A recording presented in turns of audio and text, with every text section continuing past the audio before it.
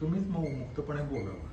मध्ये कधीतरी एकदा नातेसंबंध त्याच्यावर थोडं तुमच्या धारणा ज्या झाल्या त्या, म्हणजे आधी आयुष्य पूर्ण करा सांगण्याचं, मध्येच एकदा नातेसंबंधांच्या झालेल्या धारणा, त्याबद्दल जगण्याबद्दलच्या झालेल्या धारणा, त्याच्यावर काही थोडं बोलत. 19 साली दिवाळी अंक करायचा मी थांबले, त्यामुळे तो एक पर्वत असं संपलं. पण मग डोक्यात होतं की हा अंक लोकांना अभ्यासासाठी उपयोगी पडतो आणि समाजासाठी आपल्याला जे काय जास्तीत जास्त देता येईल ते द्यायचं ही पहिल्यापासूनची धडपड असल्या कारणाने किंवा मनाची ठेवण म्हणा काय असं. त्यामुळे मी असं ठरवलं की हा अंक सहजची लोकांना उपयोगी पडायला पाहिजे. म्हणून मग काय करता येईल. बरं, ते अंक साठवून ठेवणं पण शक्य नसतं.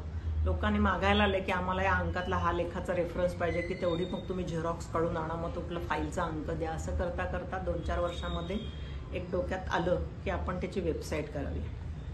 आणि मग वेबसाईट करायची तर त्याला ते सगळं जे डिझायनिंग आणि अमुक तमुक हा प्रचंड खर्च असतो. आपली काही ती ऐपत नाही.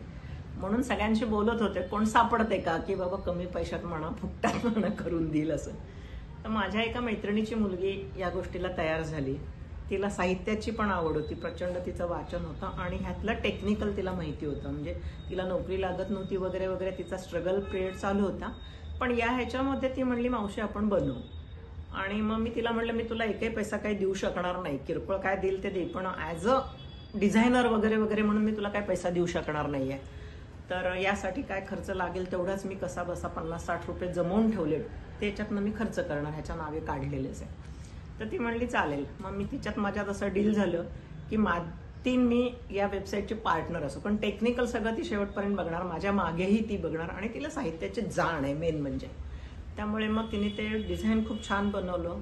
6 अंक त्याच्यात उलटीकडनं आम्ही गेलो. 18चा अंक टाकला. 18 सालचा अंक आपण 35-30 वर्षाच्या ह्याचा आढावा होता सगळा, प्रत्येक अंकातला एक लेख आणि त्याच्यावरती छोटीशी कॉमेंट्स असं. मग 17चा टाकला, 16, 15, 14 पर्यंत अंक आपले त्याच्यावरती वेबसाईटवरती टाकून झाले. आणि त्याच्या अंकाचं हे सगळी माझी धडपड बघून हे बघून काही लोकांनी मला मदतही केली. म्हणजे हे माझ्याकडनं 5,000 घे, 10,000 घे, म्हणजे त्या ह्याच्यात माझं, कारण ते सगळं टाईप करणं, प्रूफ रिडिंग, कन्व्हर्शन हे पण त्याची कामं भरपूर होती. त्या सगळ्या खर्च करायला पाहिजे होता. त्यातही मैत्रिणींनी वगैरे, कारण एवढी वर्ष या सगळ्या क्षेत्रात काढल्यामुळे कमी पैशात सगळ्यांनी कामं केली आणि ते तसं झालं. आता पुढचे अंक एक एक पडतील हळूहळू असं. त्यामुळे ते आता लोकांना कुठेही रेफरन्समध्ये कळलं तर एका क्लिकवर त्यांना हवा असलेला रेफरन्स आपल्या अंकातनं मिळेल. कारण आपण प्रत्येक अंक करताना तो विषय निवडला की त्याच्या सर्वांगाला स्पर्श करणारा प्रत्येक गोष्ट त्याच्यामध्ये आली पाहिजे, असं त्याची मांडणी होती. त्या तज्ज्ञांकडनं तो एकच विषय असेल, पण एकच लेख असेल, पण तो त्या तज्ज्ञ व्यक्तीकडनं लिहिलेला असेल. त्यामुळे दुसऱ्या बाजूने मी अशी एक श्रीमंत झाले की मला खूप एक्सपर्ट लोकांच्या ओळखी झाल्या. त्या सगळ्यांनाही आणि आपल्या अंकाचं कौतुक होतं, कारण हे सगळं करणं तसं अवघड होतं. कारण एका विषयावरती जर सगळ्यांनीच लिहायचं तर रिपिटेशनचा खूप मोठा धोका होता त्याच्यामध्ये. तो सगळा दूर करत आणि त्यावेळेला मी तुमचं काटणार, मी तुमचं बोलणार, तुमचं बदलून मागणार, या सगळे लेखक तयार झाले. म्हणजे सगळे एक्सपोनेंट डेक्कन कॉलेज जे आहे त्यातले पण, म्हणजे सांखलिया वगैरे वगैरे ही सुद्धा मंडळी, ठीक आहे तुला जे पाहिजे ते घे, नको असेल ते मला सांग, मी बदलून देतो, इथपर्यंत लोकांनी मला, एक्सपर्ट लोकांनी सहाय्य केलं म्हणजे असं. त्यामुळे तो अनुभव माझा खूपच वेगळा होता आणि त्यामुळे माझी समृद्धी मी म्हणते की शिखराला त्यावेळेला पोचलेली होती की माणसं जमवणं पैसा कमवण्यापेक्षा हे मला पहिल्यापासूनच प्रिय होतं आणि ती वेगवेगळ्या क्षेत्रातली असावी असं मला खूप वाटायचं. आणि मला याच्यावरती घरचे पण आणि मित्रमैत्रिणी पण म्हणतात की तू एका ठिकाणी कुठंतरी असे हे थांबली नाहीस, हे कर ते कर, असं चिवडल्यासारखं म्हणे तुझं खूप आहे. मी म्हणलं पण मी ते चिवडते म्हणजे मला माणसं हवीत म्हणून मी चिवडते. म्हणजे अंक करताना साहित्यातली माणसं जशी मिळाली तसं मी गॅरेजवरती काम केलं, मोटरसायकल दुरुस्त करणं, स्कूटर दुरुस्त करणं वगैरे, तर मला त्या ठिकाणी पण खूप छान व्यक्ती भेटल्या. असं वेगळ्या वेगळ्या क्षेत्रामध्ये काम केल्यामुळे माझ्याकडे खूप समृद्धी आहे म्हणलं माणसांची. बायकांच्या ह्याच्यात मी काम केलं. वंचित विकासच्या प्लॅटफॉर्मवरती आम्ही एकट्या महिलांसाठी अभया नावाचा एक ग्रुप तयार केला. 2 वर्ष मी त्याचं सगळी मांडणी केली आणि तो प्लॅटफॉर्म त्यांचा, नाव त्यांचं तसं म्हणजे, पण त्या सगळ्या ग्रुपची जबाबदारी माझ्यावर होती. 2 वर्ष मी केला. 200 बायका मेंबर्स होत्या. कॉलेजच्या मुलींपासून 80 वर्षाच्या वयापर्यंत एकट्या महिलांचा तो ग्रुप होता. एकट्या असतील, ऍक्सिडेंटली असतील, नवरा गेला म्हणून असेल किंवा भावनिक एकट्या असतील, अशा सगळ्या त्या महिला होत्या. त्यांच्याशी बोलणं, त्यांना त्यातनं बाहेर काढणं आणि हे करणं. आणि त्याच्याबरोबर मला त्याच्यामध्ये आणखीन एक करायचं होतं की असे ग्रुप करायचे होते. म्हणजे सुरुवात होते की घरामध्ये एकटी म्हातारी राहतात, त्यांना मदतीसाठी जाणं, त्यांच्या बँकेची कामं करून देणं, त्यांना फिरायला घेऊन जाणं, वाचून दाखवणं, असा एक ग्रुप करणं. फोन फ्रेंडशिपमध्ये एक ग्रुप करणं की फोनवर बोलून त्यांच्याशी दिवसातनं एकदा तरी फोनवर, कारण त्यांच्याशी बोलायलाच कोणी नसतं आणि इतके डिप्रेशनमध्ये ती मंडळी जातात. तर पुस्तक केलं. नंतर एक योगेश्वरी म्हणून पुस्तक केलं लीलावती कर्व्यांच्यावरती. त्यांच्या सगळ्या आठवणी, त्यांच्याबरोबर एक त्यांची मैत्रीण म्हणा किंवा शिष्या म्हणा, असं एक नीलिमा जोशी म्हणून खूप हिंडल्या त्यांच्याबरोबर. त्यांनी स्वतः काही लेखन लोकांच्या अनुभवाचं असं संकलन केलं होतं. ते संपादित करून आम्ही योगेश्वरी नावाचं पुस्तक काढलं. 2 आवृत्त्या त्याच्या निघाल्या. हिंदीमध्ये पण ते आता येत आहे. 1-2 कथासंग्रहांची कामं केलेली आहेत. एडिटिंग केलेले, म्हणजे नर्मदा हर हर नर्मदेचे जे आहे त्यांचं एका पुस्तकाचं एडिटिंग केलेलं आहे. अशी साहित्यातली पण म्हणजे इकडची पण कामं चालू आहेत. स्वतःचं असं पुस्तक नंतर मी काही केलेलं नाही आहे. हे सगळं करत असताना माणसं जमवणं हा जो माझा ध्यास होता, याला कारण काय असेल ते माहिती नाही, कारण हा लहानपणापासूनचा, म्हणजे कुठली तरी एक घटना घडली म्हणून मी इकडं वळले असं नाही, तो माझा स्वभाव होता. लहानपणी सुद्धा चाळीमध्ये लहान पोरांना घेऊन त्यांना शाळेत न्यायचं असेल तर ती पोरं माझ्याबरोबर येणार. म्हणजे मी माझ्या याच्यात एक गंमत आहे की मला मैत्रीण समवयस्कर नाही. एक तर माझ्यापेक्षा मोठी, मग ती मोठी म्हणजे 10-12 वर्षांनीही मोठी असू शकते, आणि लहान म्हणजे ती 5-6 वर्षाची पण असू शकते. शेजारी 3रीत असलेली मुलगी, ती जन्मल्यापासून माझी मैत्रीण आहे. ती आता सुद्धा आली तर सांगून गेली. त्यामुळे ही, आणि मग त्या मुलांना एकत्र आणणं, म्हणजे इतकी त्यांच्याबरोबर माझी मैत्री असायची. त्या लहान मुलांच्यात मी इतकी रमणार की मुलं घरात ऐकत नसली तर आई माझ्यासमोर आणून त्या मुलाला ठेवणार, बघ बाई तुझं तू, असं ती, म्हणजे माणसं जमवणं, त्यांना हे करणं, हे लहानपणापासूनच माझ्या ह्याच्यात असेल, नातं जमणं. आणि मला एक असं वाटतं की जो माणूस आपण जोडतो तो आपण शेवटपर्यंत म्हणजे तो आपण आपल्याशी केलेला वायदा आहे की त्याला शेवटपर्यंत साथ द्यायचा. त्याला कंटाळा आला तो सोडेल तो आपल्याला, त्याच्यासाठी अट्टहास नाही धरायचा. पण जेव्हा वेळ येईल तेव्हा परत आपण त्याच्या पाठीमागे असलं पाहिजे, मग तो लहान असो.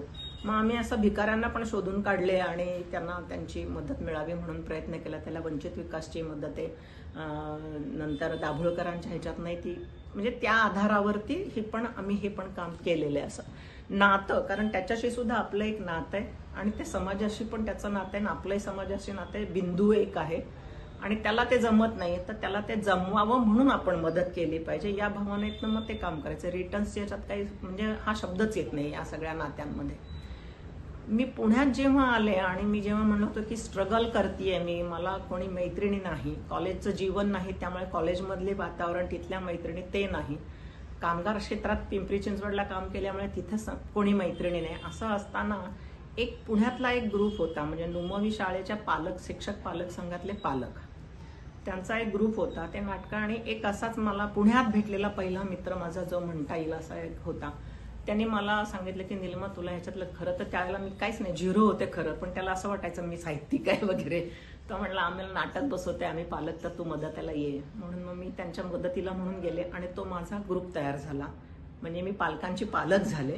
त्या सगळ्यांची, ते माझ्यापेक्षा मोठे होते वयाने सगळे, की त्यांची मुलं मला ताई म्हणतात आणि आजही ती मुलं मला ताईच म्हणतात. तर तो फक्त एक ग्रुप जो होता की त्याच्यामुळे मला मैत्री काय असते, एक जीव कसं राहायचं असतं, एकमेकांना कसं उपयोगी पडायचं असतं, कारण ती सगळी मंडळी खूप छान होती. आणि तो जवळजवळ 16-17 जणांचा ग्रुप होता. आता फक्त 6 जण वयानुसार शिल्लक राहिलेली आहेत, पण अजूनही आम्ही एकत्र आहोत जे उरलेले आहेत ते. या सगळ्या मुलांना जमा करणं, दिवाळीची सुट्टी आणि मे महिन्याची सुट्टी यांना जमा करणं, माझ्या पार्टनरची मुलं, माझ्या बहिणीची मुलं, माझ्या मैत्रिणीची मुलं, असे सगळे गोळा करून एकदा सिनेमाला जायचं. म्हणजे त्याच्यासाठी मला पैसा बाजूला पडून साठवायला लागायचा, कारण सगळी परिस्थिती हातावरचीच होती म्हणजे अशी. पण म्हणजे ते एक होतं, म्हणजे ही जी काही नातं जपणं आहे, त्या मुलांच्या बरोबरचे नातं आजही जपलं गेले. ती मुलं वर्षातनं आली, बोटीवर आहेत 2 जण वगैरे, ते आले की ताईला सिनेमा दाखवायचा आल्यानंतर एकदा, का तर ताईने आपल्याला सिनेमा न चुकता दाखवलाय. म्हणजे हे नातं जोडलं गेलं आणि हे मी नातं जोडलं गेलं तसं जपण्यासाठी मी खूप धडपडले. ते उपजत होतं किंवा काय म्हणतात ना, DNA मध्ये असेल का माहिती नाही माझ्या ते, पण ते माझ्यापुरतंच. कारण आमच्या घरातले कोणी एवढे मैत्री आणि माणसं जोडणं वगैरे, माझ्या वडिलांना तर तसं म्हणायला गेलं तर फार मित्रही नव्हते, 1-2 सोडले गावकडचे तर. पण ते होतं. नंतर गावात म्हणजे मी जसं म्हणलं तसं की आम्ही हिंगण्यामध्ये राहत होतो, तर शेतावर काम करणाऱ्या मजुरांची जी काही झोपड्या असायच्या तिथे कुठली तरी एखादी तशीच दगडी चाळ, साधी चाळ असायची, त्या चाळीमध्ये राहायचो. पण तिथे मग पोटा पाण्यासाठी काहीतरी व्यवसाय पाहिजे तेव्हा, तर आम्ही शिवणकाम करायचो. आमच्या घरावर पाटी लिहिलेली असायची मग की ब्राह्मण शिंपी वगैरे वगैरे असं. पण ती त्यांचे शर्ट शिवून दे मुलांचे, ते यायच्या त्या काम केलेल्या बायका वगैरे की एवढं शिवून द्या, त्यांना द्यायचे, गुंडी तुटली अमुक तमुक. मग त्यांच्याशी नातं जोडलं गेलं एक, त्यांना मदत केल्यामुळे. आणि ती लोक अजूनही ते नातं ठेवून आहेत. म्हणजे त्या हिंगणे भागात जर मी गेले तर मला ओळखतात. आणि त्याला ते विठ्ठलवाडी समाचार काढत होते, माझी बहीण तिथे राहत होते, त्यामुळे माझे भाचे मला मावशी म्हणायचे, त्यांचे मित्र, त्यामुळे तिथे मला गाव मावशी केलेलं होतं. म्हणजे नाती जपणं हा जो माझा स्वभाव होता त्याच्यामुळे हे घडलं. आता ते सगळं तुटलंय, कारण आता मी गेले 20 वर्ष त्या भागात एरियातच नाहीये. त्यामुळे पण नाती जपली पाहिजेत असं. आणि कुठलंही नातं हे पैशाने तुटू नये असं मला प्रामाणिकपणे वाटतं. 2 पैशाची झीज आपल्याला पडली तरी चालेल, पण कुठलंही नातं पैशाने तुटलं नाही पाहिजे. आणि बाचाबाचीत नाही. म्हणजे तुम्ही माफी मागा, नंतर त्यावेळेला नाही जमलं तर नंतर माफी मागा आणि हे करा. नात्यामध्ये सुद्धा मी घरातनं बाहेर पडल्यानंतर माझी जी सगळी आपण रक्ताची नाती म्हणतो ती पण सगळी तुटली होती, कारण घरचेच तुटले होते, त्यामुळे तीही तुटली होती. पण जेव्हा जेव्हा जसे जसे प्रसंग नात्यात घडले, मी माझं कर्तव्य, माझी हजेरी म्हणून जी काय असली पाहिजे ती मी पूर्णपणे तिथे दाखल केली. माझ्याकडनं मी कमी पडू नये, कारण मला नातं जपायचं होतं. म्हणजे मला मोठं म्हणावं कोणी हा भाग नाहीये, कारण त्यानंतर मी कधी तिथे गेले नाही परत. पण तो क्षण असा होता की तिथे आपण असलं पाहिजे, कारण ते नातं, कारण आजीशी असेल, मावशी, तर जपायचं होतं. म्हणजे मला मोठं म्हणावं कोणी हा भाग नाहीये, कारण त्यानंतर मी कधी तिथे गेले नाही परत. पण तो क्षण असा होता की तिथे आपण असलं पाहिजे, कारण ते नातं, कारण आजीशी असेल, मावशीशी असेल, आत्याशी असेल, मामाशी असेल, हे नाते मला महत्वाचे होते, म्हणून मी तिथं गेले.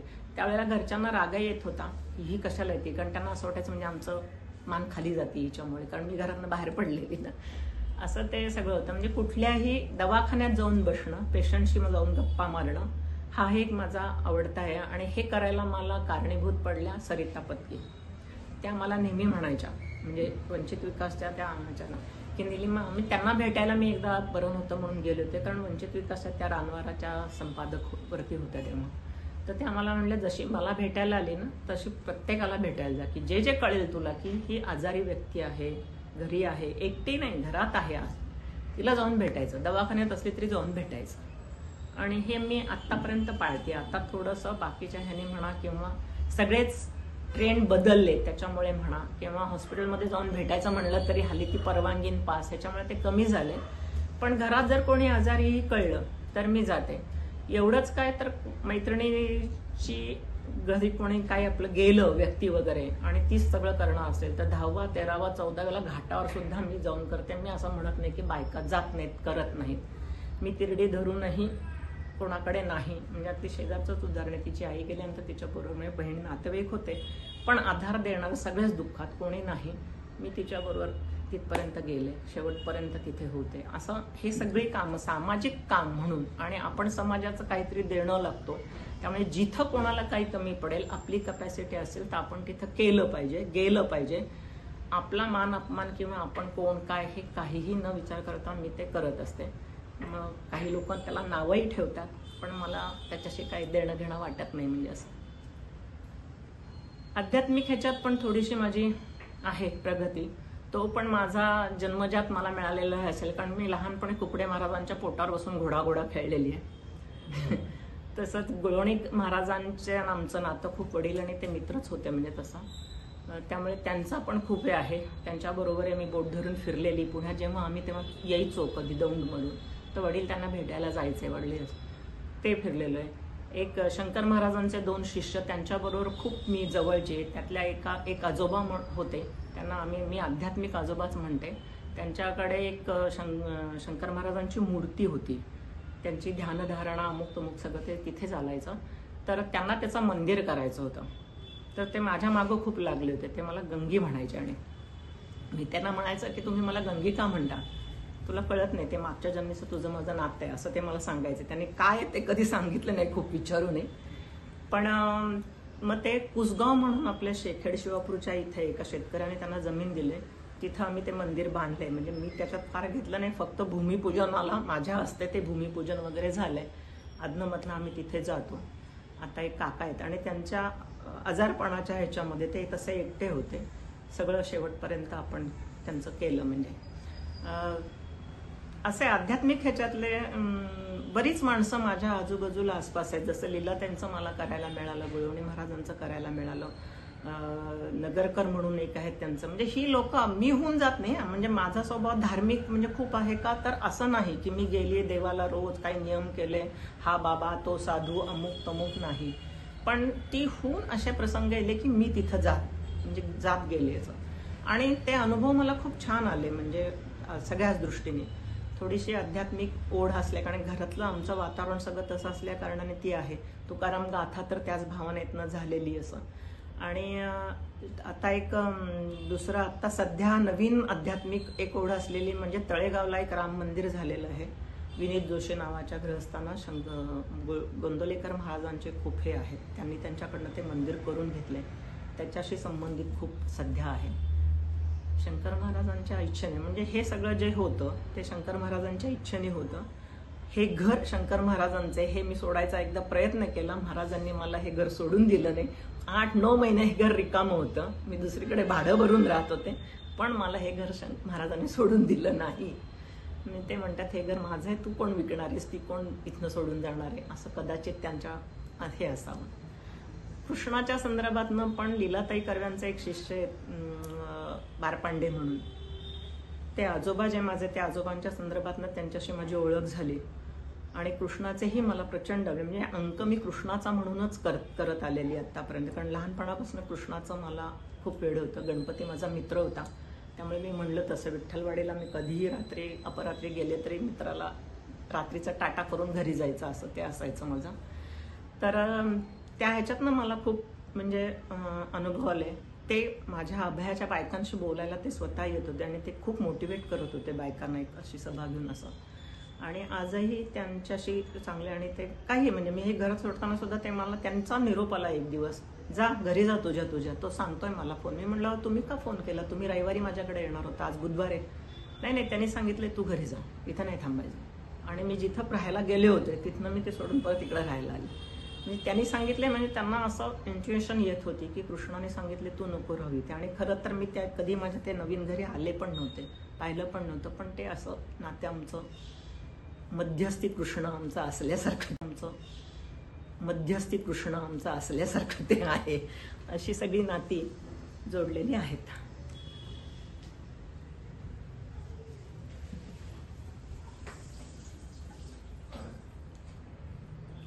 थांबले की लगेच कट करायचं. पॉज करता येतं. एकूण जगण्याबद्दल असं काही व्यापक बोला, भूमिका काय व्यापक जगण्या एकूण हे सगळं जगून झाल्यानंतर इतकी सगळा एका अर्थानं वेडा वाकडा प्रवास आहे. सरळ काहीच नाही. तर ती आडवा तिडवा असा शब्द आहे.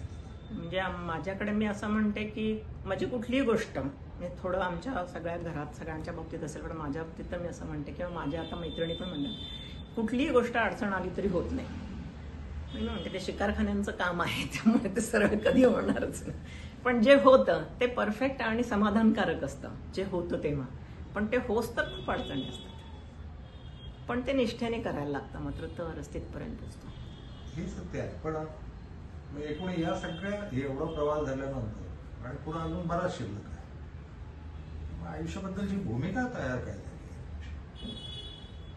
म्हणजे आयुष्याबद्दलची भूमिका जर आता मी विचार करते आणि थोडासा आता वय म्हणा किंवा त्या जे काय अनुभव आतापर्यंत घेत आले त्यात न गुंता सुद्धा मी जे काय अनुभव घेत आले, लोकांना मदत करणं, लोकांना बरोबर घेऊन जाणं, त्याला नसेल इच्छा तर तो नाही येणार, पण आपलं कर्तव्य आहे किंवा आपल्याला वाटतंय की म्हणजे माझा एक साधा फंडा होता की सिनेमा बघायला जायचंय मला, तर मी सिनेमा बघायला गेलो तर मी असा विचार करणार आहे की याला प्रेमगीत असलेला सिनेमा आवडतो, मग याला बरोबर घेऊन जायचं, त्या सिनेमाला तो बरोबर असेल माझ्या. एखाद्याला मारामारीचे सिनेमा आवडत आहेत, मैत्रिणीला कोणाला असेल, किंवा फॅमिली पद्धतीचं नाटक आवडते, मग ते बघायला जायचं असेल तर त्याला घेऊन जायचं. म्हणजे माझ्याशी संबंधित जी नाती आहेत की मी जोडलेली, त्यांनी टिकवली न टिकवली हा त्याचा विचार मी करत नाहीये. पण असं नाही झालेलं माझ्या ह्याच्यात. जेवढी नाती मी जोडली तेवढी सगळी माझी तितक्याच उंचीने अजूनही टिकलेली आहेत. आता परिस्थितीनुसार, आपल्या आत्ताच्या धकाधकीच्या ह्याच्यानुसार, वयानुसार काही लांब जातो म्हणजे भेटीच्या ह्याने, पण ती सगळी तेवढ्याच ह्याच्यात नाही टिकलेली आहेत.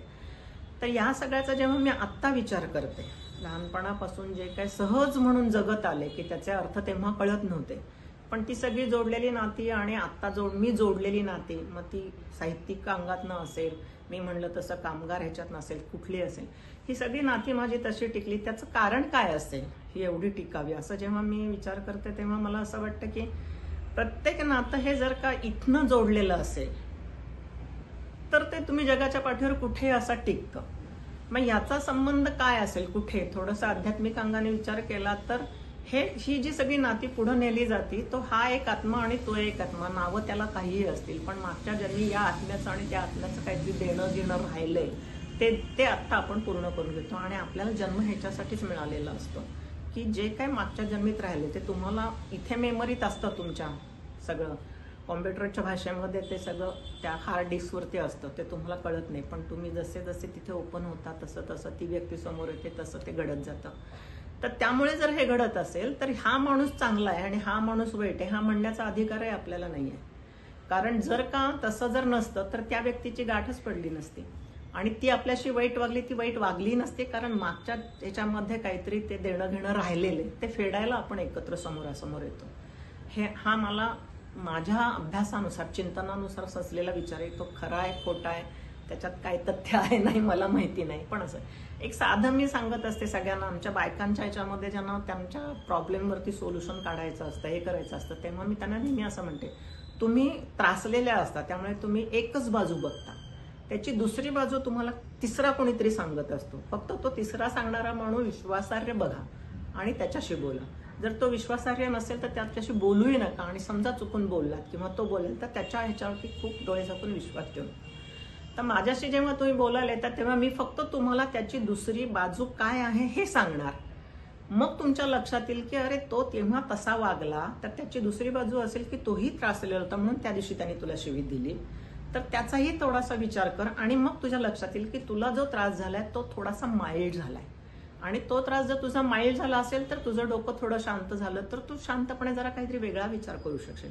आता जर तू फक्त एकाच अँगलने विचार करते त्यामुळे रिव्हेंज असंच त्याला थोडंसं रूप येतं, तर हे तू कर. आणि हे का करायचं असतं तर म्हणलं हे तू आत्ता तुला तो त्रास देतोय हे फक्त आत्ताच्या जीवनापुरतं नको विचार करू, हे एक स्टेशन आहे, या स्टेशनवरती तू आत्ता आहेस, पण तुझी ही स्टेशन अनेक झाली, मागच्या कुठल्या तरी स्टेशनवरती तू त्याला त्रास दिला होतास, तो या स्टेशनवरती भेटल्यानंतर तो परतफेड करतोय, रस्त्याने जातो आपण, आपल्याला ठेच लागते की आपण लगेच म्हणतो अरे यांनी मला काहीतरी वाईट म्हणलं वगैरे वगैरे अगदी, पण मग 4 पावलं पुढे जाऊन असं तुम्ही म्हणत असता तर मी तेव्हा म्हणते की तू 4 पावलं मागे आणि विचार कर की 4 पावलाच्या मागे तू कोणाबद्दल वाईट चिंतलं होतंस का, वाईट बोलली होतीस का, मग त्याची शिक्षा तुला मिळाली असं का नाही समजत. सगळ्या वेळेला दुसऱ्यालाच दोष द्यायचा किंवा देवालाच दोष द्यायचा हे बरोबर नाहीये.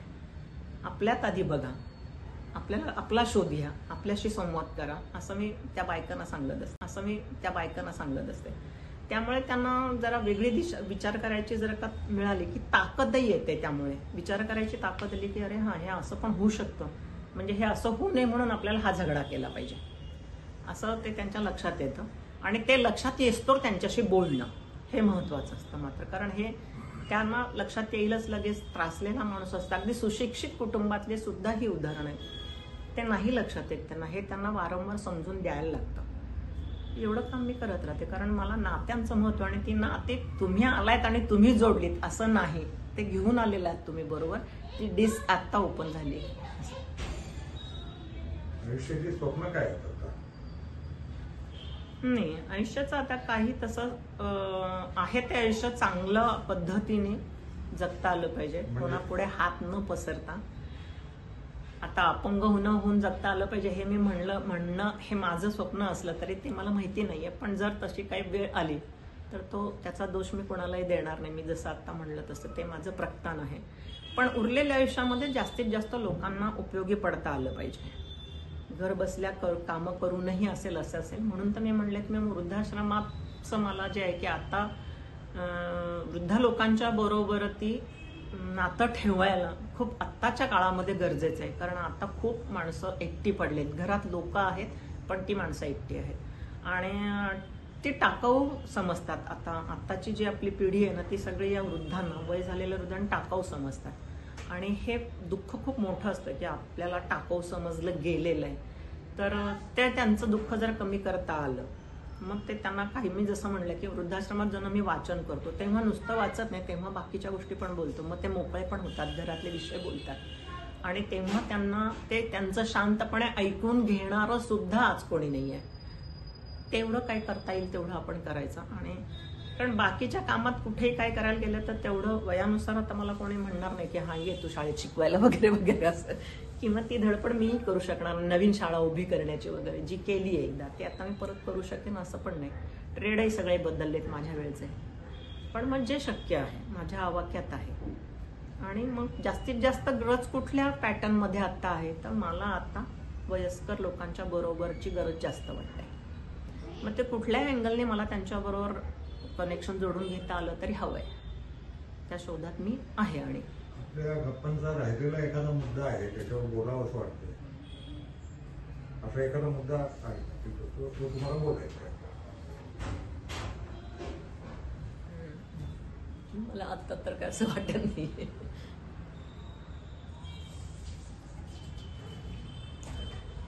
पॉज करायचा. आता आपल्या सगळ्या गप्पांमध्ये काही राहिलंय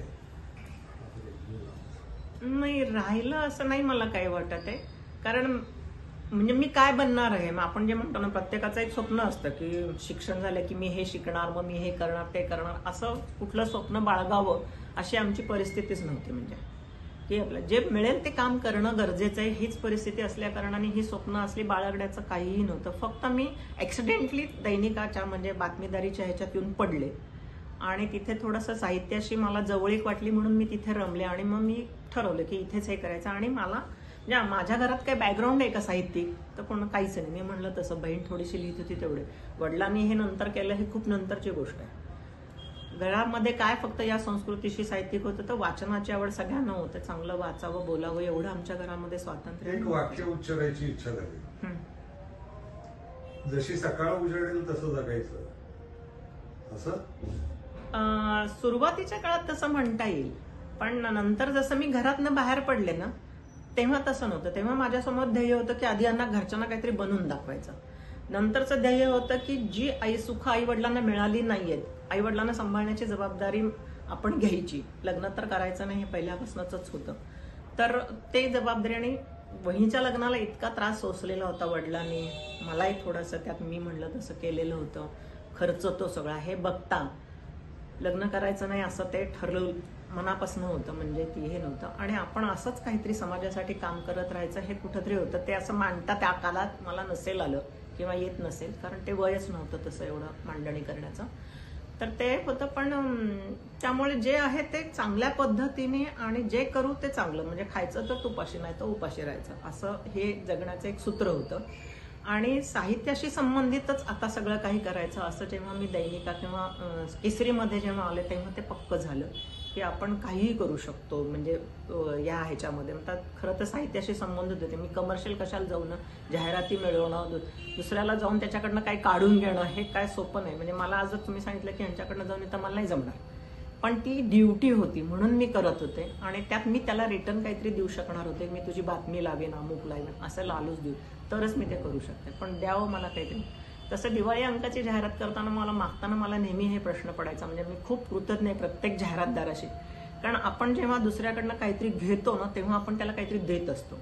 पण जेव्हा मी जाहिरात मागायला जाते तेव्हा मी त्यांना काय देत असते? काहीच नाही. उद्या अंक छापल्या गेल्यानंतर त्यांची जाहिरात येणार त्या जाहिरातीने त्यांना 2 गिराईक जास्त मिळणार हे पण नाही. ते फक्त तेही सामाजिक भावनेनेच मला ते देत असतात. पण ते मला माझ्या फक्त हे काहीतरी चांगलं करते, चांगलं मासिक आहे किंवा हिचा विचार चांगला आहे या माझ्या गुडविलवरती ते मला ते द्यायचे. त्यामुळे सगळ्या जाहिरातदारांची मी खूप कृतज्ञ आहे. कारण हे काही नाही तर आपण व्यवहारात बघतोच ना, तुम्ही पैसे द्या आणि वस्तू उचला असं असतं, किंवा वस्तू द्या आणि पैसे घ्या असं. मी याच्यात काहीच करत नव्हते, तरी सुद्धा मला हे मिळत होतं. समृद्ध जगलाय असं वाटतं. हो, म्हणजे मला माहितीच नव्हतं, दिशाच नव्हती काही, तरी सुद्धा एक फक्त शिक्षण पूर्ण करायचं, तो एक ध्यास होता. काहीतरी साहित्यात बहिणीसारखं करता आलं पाहिजे. त्यावेळेला ते खरं तर बघितलं तर फार टिचभर आहे. ती मला आज म्हणते तू काय माझं नाव नेहमी घेत असते, काहीच नाही. पण म्हणलं त्या काळामध्ये त्या वयामध्ये मला ते खूप महत्वाचं होतं. आणि दौंडसारख्या ह्याच्यामध्ये हे असं काहीतरी लिहिलं जातं, लिहिणारी कोणी लोक असतात, त्यांना असा मान असतो, हे काहीच नव्हतं ना आमच्या इथं, कुठंच काहीच नव्हतं. म्हणजे पण ते पुण्यात आल्यावर कळालं, म्हणजे पुण्याशी ओळख करून घेता घेता हे कळालं की अरे हे खूप वेगळं आहे. त्यामुळे मग कुठल्याही लेखकाकडे साहित्याकडे जाताना मला खूप आता समृद्ध वाटतं की अवचटांच्याकडे मी जाते, अनिल अवचटांच्याकडे, तेव्हा बाबा म्हणून त्याच्याशी मी छान गप्पा मारू शकते, त्याची बासरी ऐकू शकते. तो मला आग्रहाने बसवून घेतो, बासरी ऐक म्हणतो, हे बघ धुनाच असं म्हणतो. मी सांगितलं की या शाळेत जाऊन बोलायचंय बाबा, तर तो जातो माझ्या शब्दासाठी. अशी माणसं मी सगळ्या क्षेत्रातली जमवली असं. त्यामुळे मी खूप समृद्ध जमले. आणि एक पहिलं वाक्य कुठेतरी वाचलेलं कोणीतरी मला सांगितलं की शरदाच्या चांदण्यांप्रमाणे माणसं जमो. ते मी पूर्ण केलं आणि ती माणसं सगळी विचारांनी आणि ह्यांनी समृद्ध असलेली माणसं मी जमवली. बाकीची सगळी असतील तरी